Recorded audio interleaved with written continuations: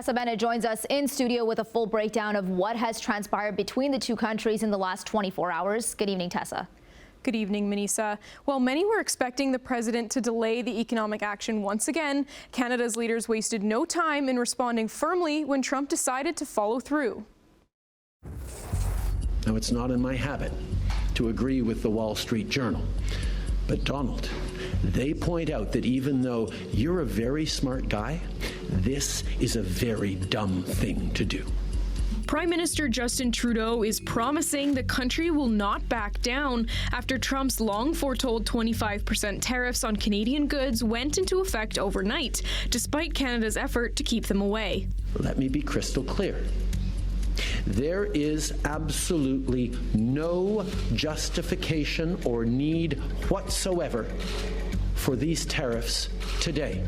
The president has imposed the hefty taxes across the board on imports from Canada and Mexico, adding an additional 10% tariff on Canadian energy. He has also increased the levy on goods from China. The three countries targeted happen to be some of the United States' top trading partners, and the retaliatory measures quickly enforced by Canada are broadening what is now a full-scale trade war. Today, we will also be challenging these illegal actions by filing dispute resolution claims at the World Trade Organization and through the USMCA. At a federal level, Trudeau has outlined a detailed two-phased approach to counteracting Trump's move. The first phase, which took effect at 12:01 a.m. on Tuesday, includes tariffs on $30 billion worth of U.S. goods imported to Canada. The list of items includes products like alcohol, coffee, appliances, cosmetics, and more. Additionally, should the United States refuse to retract the damaging measures within 21 days, Phase 2 would be rolled out, applying additional countermeasures to the tune of $125 billion of U.S. product. This second step would include items like produce, meat, electronics, and many others. Similarly, other politicians at the federal level are proposing solutions of their own. So we need to put in place supports for workers. Workers are already impacted. We need immediate supports. And I'm calling on EI to be immediately reformed.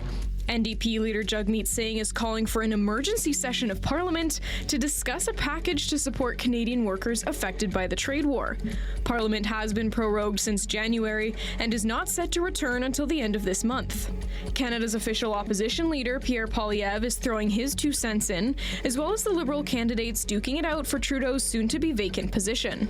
First, we must retaliate, targeting American goods in the following order. A, goods that we can make ourselves, B, goods we don't need, and C, goods we can get from elsewhere. Here in Ontario, Premier Doug Ford is also firing back.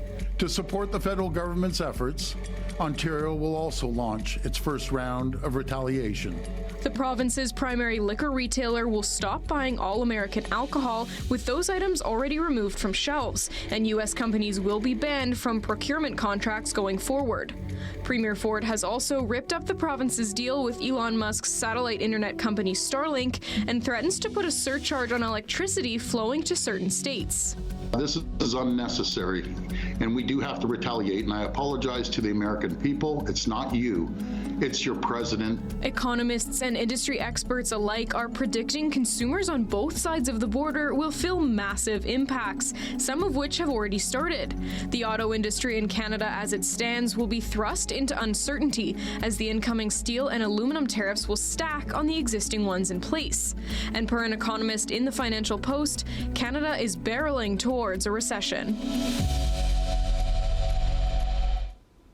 Today on Truth Social, Trump fired back at Canada's response, saying the U.S. will match all countermeasures. But new reports suggest Trump might be willing to meet Canada and Mexico in the middle.